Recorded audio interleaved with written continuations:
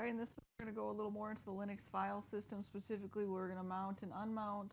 We'll look at permissions and symbolic links. So the first thing we want to do is mounting and then unmounting. File systems need to be mounted before they can be used. Mounting a file system just makes it accessible to the operating system, and the process is just a matter of linking a physical partition on your drive to a directory. So let's start with displaying all of our block devices with the ls block command. So lsblk and hit enter, and we see basically two hard drives. SR0 is our first SCSI ROM device. I don't know, maybe a CD drive or something. I don't know what's in there. What we're concerned about is SD. SD indicates usually a hard drive. So I have two in here, or at least two hard drive partitions, SDA and STB. If I had more hard drives, it would be SDC, STD, and so on. Let's go ahead and use the mount command to look at more detailed information. There's a lot of stuff in here. What we're mostly interested in is our device SDA here. And we can go ahead and filter. We can use grep to filter our mount command so that we can be specific to just pull out this line. So if we do mount, pipe it to grep, we're going to spell grep correctly, and what we're looking for is SDA1, and then it just brings up that specific line. It's mounted on the root file system. Formatting is ext4. Kind of interesting. ext3, if you remember from your reading, introduced journaling, which minimizes file corruption in the event of a power loss. ext4 introduced larger file sizes, and so usually that's what we're using. All right. Now we want to change directories to root, so we do cd space / and hit enter. Now if we do a long listing, ls-l, what we're listing here, because we moved into root and we said that SDA1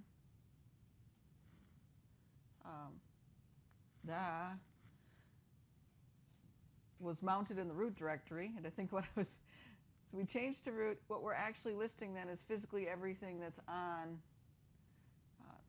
that SDA1 file system, or that's currently stored there. And you're not seeing the SDB1 file system because it isn't currently mounted. Now we're going to go ahead and mount our SDB that we know is there, because when we listed all our block devices, we found SDB. It just needs a mounting point now, so we're going to go ahead and mount it and give it a mounting point. So the first thing we do is going to change from our root directory to our home directory, cd space tilde, and hit enter. And then what we're going to look for is let's do an ls-l, and what we're looking for is this second drive directory. If it's not there, go ahead and make it with the mkdir command. Let's list what's in second drive right now. So we do ls-l second _ drive and hit enter, and you don't see anything there. We're going to use the mount command to go ahead and mount our SDB with a mounting on our second drive directory. So we have to, in order to mount, we have to be root. So we'll start with sudo mount /dev /sdb1 space. We're going to mount it in our home directory, so tilde / second _ drive, and hit enter. Password is CyberOps. Since we didn't get any output, it means that it should have worked correctly. Now let's go ahead and list our second drive directory.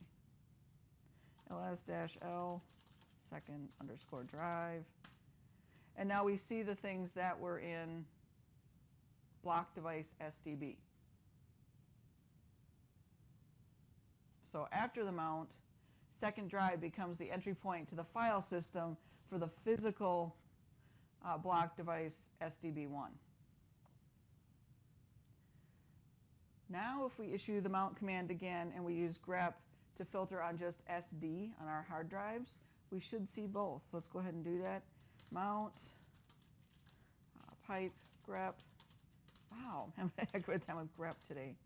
SD, because I'm not looking for SD A or B, I'm looking for all SD devices. So we want to search or filter on SD and hit enter. And now you can see we do see our SDA1 and SDB1.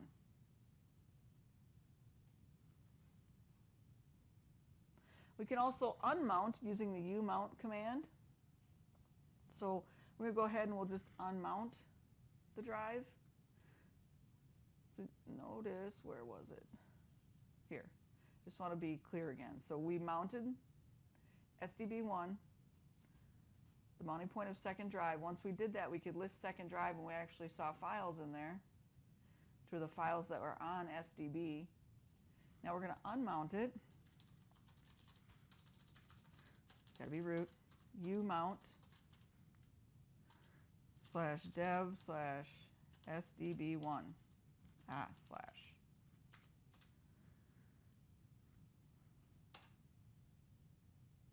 And didn't get any errors, so that's good. Let's go ahead and list our second drive again. ls-l second_drive and hit enter. And now second drive as a directory is empty again. Okay, we're going to move on to file permissions. All right, so we're going to navigate to the scripts file, or folder, sorry. So cd space lab.support.files/scripts and hit enter. Now let's list what's in there. We'll do a long listing because that tells us directory permissions, owners, things like that. So ls-l in the scripts folder. And then we can look at specifically this file, psyops.mn. The owner of the file is analyst. That's the first part. The group is analyst. And then we look at the permissions over here. So over here are the permissions. The first part here, this first dash indicates that it's a file. The first set of 3 characters are the permissions for the user. So analyst can read and write but can't execute. The next set of 3 characters or little spots is the group. What can the group do with this file? So the analyst group can only read the file. And then lastly, the last 3 are others. So we have the owner of the file, the group the owner belongs to or that group, and then everyone else. And everyone else can only read as well. Read the file. We're going to use the touch command to create an empty text file.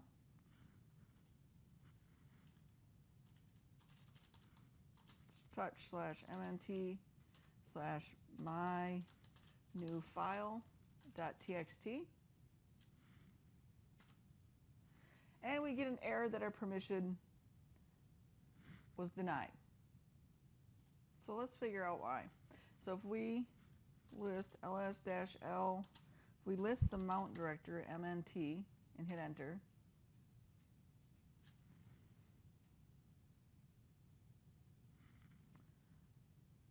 we can see that the file wasn't created, just like the error told us. And then also, if we do ls-ld space/mnt, we can see that the owner of the mount directory where I was trying to put the file is root. The group it belongs to is root. So the only one that can make changes or add to the mount directory is the root user. Right? Because if we look at it, we don't have, as the other group, we don't have the ability to write to that directory. So the only way we could make the touch command work, but we'd have to precede that command with sudo. So we would have to do sudo touch so that we were creating it as root. So the next thing we're going to do is we're going to change file permissions. So we're going to go ahead and mount our SDB again. So sudo space mount. Oh, sorry. Sudo space mount space dev slash SDB1 space, and where do we mount it? We're going to mount it at second drive, same spot. Start with home slash second underscore drive. Let's see, sudo mount dev SDB1 and hit enter. CyberApps and hit enter. So that should have worked. Let's change directory to our second drive. So cd tilde slash second underscore drive. And go ahead and list it. So ls-l. And we're going to work with the myfile.txt. So the permissions for the myfile.txt is user root can read and write, group root can only read, and all others can only read as well. We're going to use the chmod or chmod. I don't know, I always say change mod. That's not really what it is. Chmod command to change the permissions of the file itself. So we're going to type sudo chmod space 665 space myfile.txt and then see what it changed it to. So we'll do an ls-l. And so now the root user can read and write. Before, if I remember correctly, let's go up here. They could always do it. If we remember correctly, though, group root could only read. Now group root can read and write.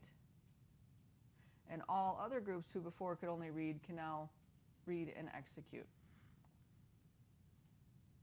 And if we just discuss a little bit how it works, there are three positions. Three positions in the permissions, in creating permissions, right? We have read, write, and execute. And if we assume that each of those positions can either be a 1 or a 0, and then we convert those to octal, we get our number. So if this first position can be a 1 or a 0, if we have 3 binary digits, right, and you change them to decimal or you change them to octal, and they can all be 1 or 0, the first position is the 1 position, right? The second one represents the number 2, and the third position represents the number 6. I'm sorry, not 6. 4, not 6, sorry. So it's 1, 2, and 4. So when we did 665, it was the 2 and 4 bits that were set to 1. These last two here, right? So 4 plus 2 is 6. That's how we get our 6, or 1, 1, 0 in our binary positions. So a 6 is 1, 1, 0. A 5 is 1, 0, 1. So if we wanted to let everyone read, write, and execute, we wanted our user, the group, and everyone else to read, write, execute, we would do a sudo chmod 777 and then the file name, right? Because the 7 would be, all of these would be 1, so the binary would be 1, 1, 1. And we change that to octal or add that up, it would be 1 here, plus 2 here, plus 4. 4 plus 2 plus 1 is 7. So if we wanted everyone to read, write, and execute, it would be 777. So now not only can we change permissions, but we can change ownership. We can change the user that owns. We can change the group that owns. In this next step, we're just going to change the user's ownership. We'll make analyst rather than root own the file. So sudo, type it in, sudo space chown, and we're going to make the owner analyst. So we type analyst, and then the myfile.txt. And if we do an ls-l, we should now see that instead of root, analyst is the owner for the myfile.txt. Now let's go ahead and append some text to that file. Echo test myfile.txt and hit enter. Now if I do a cat on myfile.txt, I should see that additional text in there. So cat myfile.txt and hit enter, and you can see that test was added. And then they also give you some interesting information where the file is stored. Notice that even though this file has been sitting in this disk for a while, it couldn't be accessed until the disk was properly mounted. And here's what we added. So as analyst, that's going to work because the analyst and the group both have read-write permissions for this file.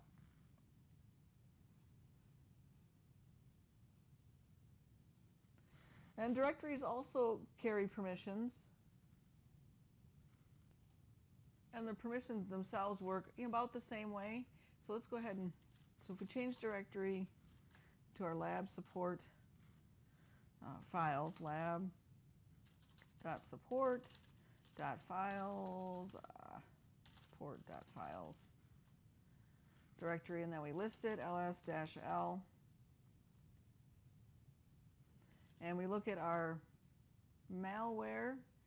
This is a directory as indicated by the D here. And our mininet services below it is actually a script, but it's not a directory, so it would be still considered a file. So the only big difference here is when we execute on a directory, it means you can open the folder.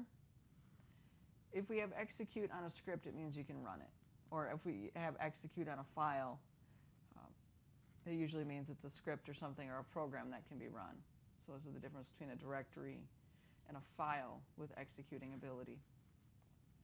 All right, so let's look at symbolic links and other special file types. That's what's next. Thus far as I've gone through each video, I've kind of talked a little bit about directories and files.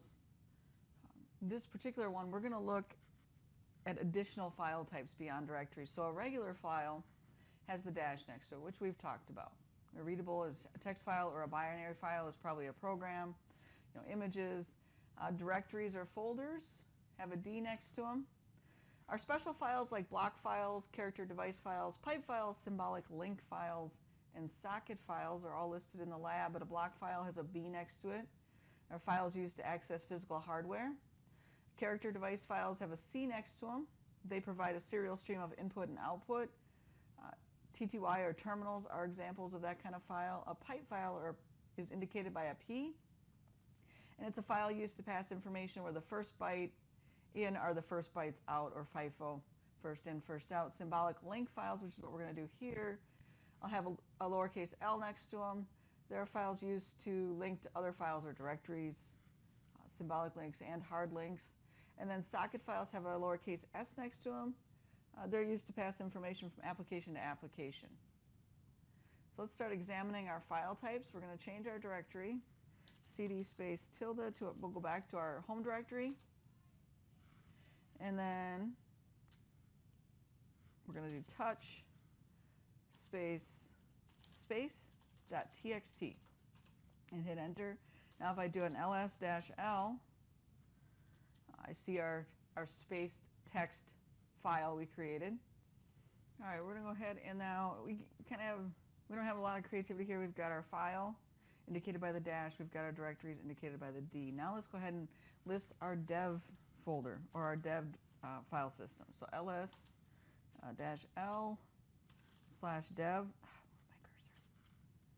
and hit enter. Now this one's going to be a little different because now we've got our C. If we go our C, or our character device files that we said were like terminal files, we should have some, let's scroll up, we should have some block files, right, which makes sense, right? These are our hard drive. And we said that block files were used to access physical hardware. So this is block, and it makes sense to us. as it's an SDA or an SDB.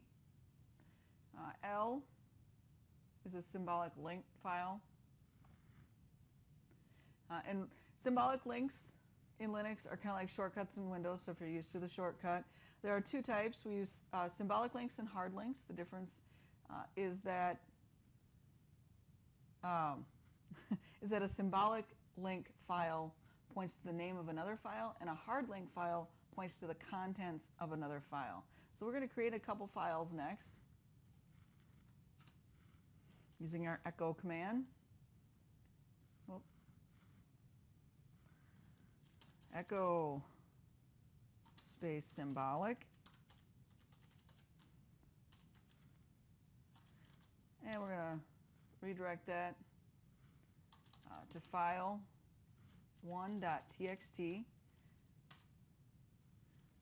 And then we'll look cat file 1.txt, or we'll look at file 1.txt by using the cat command. Oh, somebody can't type. txt. And we've got the word symbolic in there. That's it. So now let's just do echo space quotes, echo space quote hard space quote, and redirect that to file 2. So we create our file 2.txt and hit enter. Let's use our cat command to view what's in file 2. We're expecting it to be the word hard, right? Because that's what we echoed into it. Cat file 2.txt, and it should be, and it is. So far so good. We've created 2 files. Now we're going to create a symbolic link to file 1. And we're going to then create a hard link to file 2. So ln-s tells it it's going to be a symbolic link, file 1.txt, and the link will be named file 1 symbolic.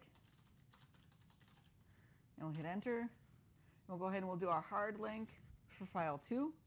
For that one, you just exclude the -s, so ln space file 2.txt space file 2 hard, and hit enter. Now we've created our links for both of them, our hard and our symbolic link. Okay, so let's list it now and look at our files. So do it ls-l. And we should find our files. We'll notice here that file 1 symbolic points to file 1.txt. We have the lowercase l next to it. File 2 hard, there it is, it just took me a second, shows up as a regular file, nothing special here, right, just the dash. And in fact, it is just a regular file. It just happens to point, wow, I should use the same word, to the same index node or inode on the hard disk drive as file 2. So you don't have this little pointer here. These guys point to the same index node on the hard drive. And an index node stores like disk block location information. So let's go ahead and move our files and see what happens. Or I shouldn't say use. We're going to change the name using the move command. So we're going to change the name of our original files 1 and 2 using the move command, and then see what happens after that in our listing. So mv space file 1.txt. We're going to change it to file 1 new.txt and hit enter. And then mv file 2.txt, we're going to change to file 2 new.txt and hit enter. Now let's go ahead and figure out or display what happens.